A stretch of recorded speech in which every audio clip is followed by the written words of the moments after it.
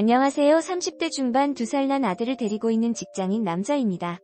인간은 고쳐 쓰는 게 아니라고 생각해서 한번 용서해줬더니 끝을 모르고 기어올라서 이제 진짜 보내버리려고 합니다.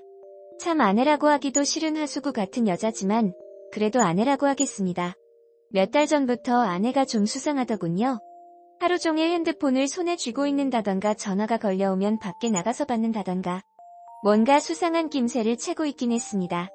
제가 한 달에 2주는 주간 근무를 하고 2주는 야간 근무를 하는데 야간 근무할 때 하루는 좀 일이 일찍 끝나서 원래 아침 8시쯤 집에 도착하는데 그날은 한 7시 되기 전에 집에 도착했지요. 집에 도착하니 애도 없고 아내도 없더군요. 한 30분쯤 앉아있으니까 아내가 머리칼이 축축하게 젖어서 애를 안고 집에 들어왔습니다.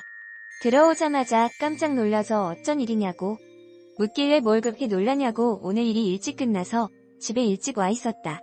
던 아침부터 어디 갔다 왔냐 물으니 친정에 애 맡기고 목욕탕 갔다가 애 다시 찾아오는 길이다. 그리 변명하더군요. 느낌이 왔죠. 그 후 3일 뒤쯤 월차를 내고 출근하는 척하면서 집 밖에 숨어 있었죠.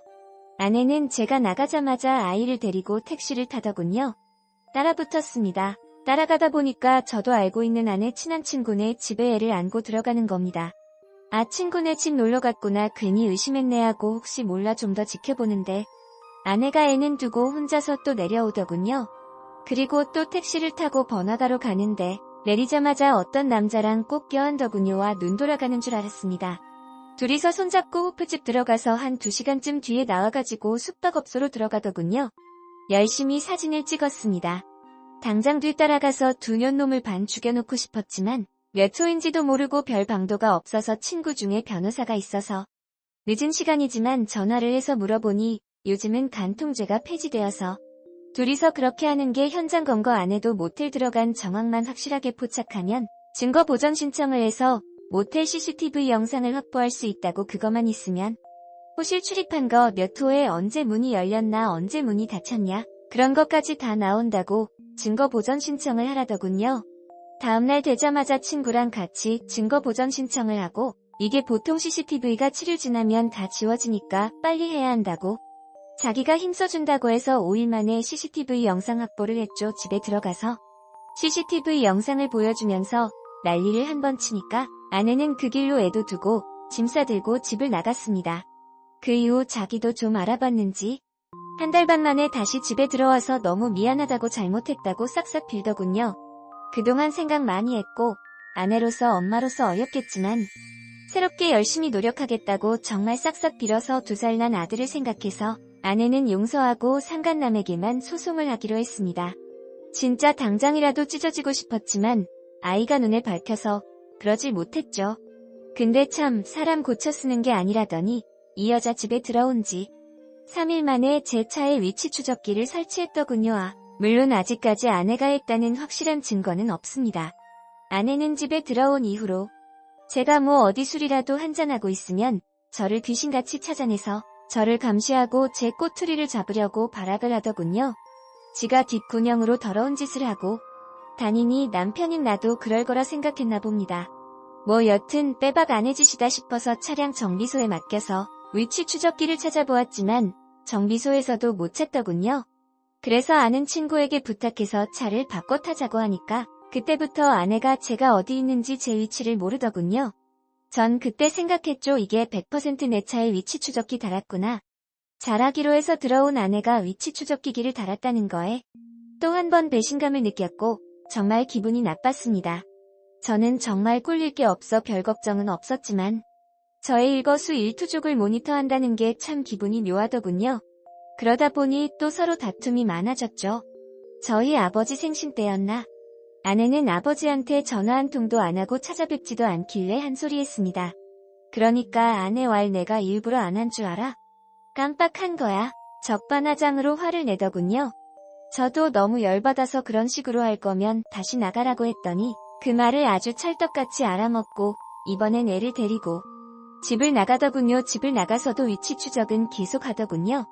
어딜 가던지 장인차가 저를 따라 붙길래 진짜 100% 위치 추적기 달았구나 확신을 했죠. 뭐 그러거나 말거나 무시하고 있다가 어느 날은 친구 차를 타고 일을 보러 갔는데 제 차를 계속 미행하던 장인 차를 봤습니다. 이상하다 생각해서 친구 차 앞을 보니 위치 추적기가 달려있네요. 순간 너무 소름이 돋아서 아파트 주차장 CCTV를 보니 장인차가 친구차 옆에 주차를 하고 의문의 인물이 내려서 위치 추적을 설치하는 장면을 확인했습니다. 아쉽게도 CCTV에는 차가 가려서 누가 설치했는지는 정확하게 알 수는 없었죠.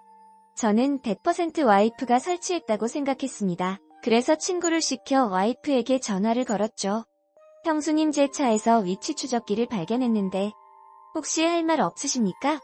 아내는 전혀 모른다고 발뺌한 에어키. 그러고 나서 바로 와이프가 저에게 전화와서 네 친구가 하는 얘기가 도대체 무슨 말이냐며 뻔뻔하게 물어보네요. 그래서 제가 그건 네가 더 잘 알 텐데 장인이 타던 차가 나를 자꾸 미행하던데 그 차가 오늘 내 친구 차도 미행했다고? 그러니까 자기는 아무것도 모르는 일이고 제가 하는 얘기가 무슨 말인지 전혀 모르겠답니다. 그래서 옆에 있던 친구에게 시계, 그럼 형수님 경찰서로 바로 가겠습니다. 한마디 해주니까 알아서 하세요 하고 아내가 전화를 뚝 끊더군요. 그 다음날 친구랑 경찰서를 가려고 만났는데 친구에게 전화가 한 통 오더군요. 상간남이더군요. 키읔 상간남 왈 제가 지를 고소해서 제 꼬투리를 잡으려고 위치 추적기를 달았다고 순순히 자백하네요. 친구가 차를 바꿔 탄 건 어떻게 알았냐고 물어보니까 제 차에도 상간남이 장착했고 차를 바꿔 타는 것을 확인하고 친구 차에 위치 추적기를 옮겨 달았다고 하더군요. 크크. 근데 정말 충격인전 아내도 제 위치를 실시간으로 알고 있었는데 그럼 이 두 년놈이 지금까지도 서로 연락을 주고받고 알콩달콩 뒷구녕에서 바람을 피고 있었단 거죠. 일단은 경찰에 신고도 하지 않고 이 두 년놈의 바람을 확실히 잡아야겠다. 그 생각이 번쩍 들었습니다. 심부름센터에 찾아가서 의뢰를 했습니다. 한 달 동안 600만 원을 달라더군요. 너무 비싸 손이 덜덜 떨렸지만 지금은 전 연놈에게 복수하는 게 먼저다 싶어 600만 원을 바로 입금해줬죠. 참 돈이 좋더군요. 아내가 뭐라는지 실시간으로 사진을 찍어 보내줍디다. 뭐 별일은 없더군요. 이 두 년놈도 생각은 있는지 3주 정도는 잠잠했습니다. 근데 역시 그리 똑똑한 편은 아닌지 슬슬 두 년놈이 만나기 시작하더군요. 하루는 카페에서 만나고 하루는 둘이 만나서 고기를 처먹고 차곡차곡 사진이 오더군요. 저는 결정적인 한 방이 필요했습니다. 그렇게 기다리고 기다렸죠. 드디어 한 달째 되는 날 한 방이 찾아왔습니다. 제가 야간 근무를 하는 날 상간남이 제 집으로 들어갔다더군요. 눈깔 뒤집어졌습니다. 회사에 말하고 당장 차를 타고 집으로 달려갔죠. 집 앞에 서서도 들어갈 엄두가 안 나더군요. 담배를 한 세대를 태웠습니다. 그래도 설마 해도 있는데 그 짓거리를 할까 속으로는 아니길 빌었습니다. 심부름센터 직원과 같이 비밀번호를 치고 문을 열고 들어갔습니다.